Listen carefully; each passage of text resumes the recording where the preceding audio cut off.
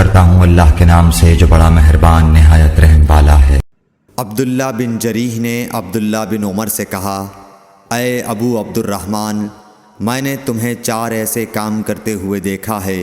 جنہیں تمہارے ساتھیوں کو کرتے ہوئے نہیں دیکھا۔ وہ کہنے لگے، اے ابن جریح وہ کیا ہیں؟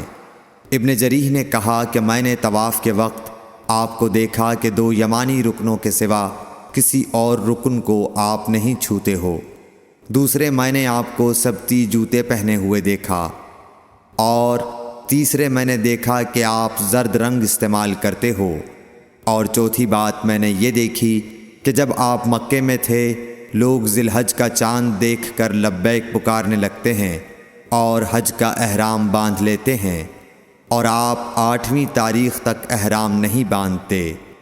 حضرت عبداللہ بن عمر رضی اللہ تعالی عنہ نے جواب دیا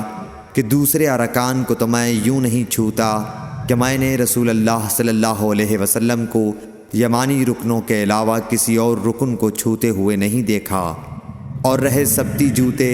تو میں نے رسول اللہ صلی اللہ علیہ وسلم کو ایسے جوتے پہنے ہوئے دیکھا کہ جن کے چمڑے پر بال نہیں تھے،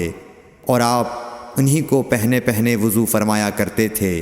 تو میں بھی انہی کو پہننا پسند کرتا ہوں۔ اور زرد رنگ کی یہ بات ہے کہ میں نے رسول اللہ صلی اللہ علیہ وسلم کو زرد رنگ رنگتے ہوئے دیکھا ہے،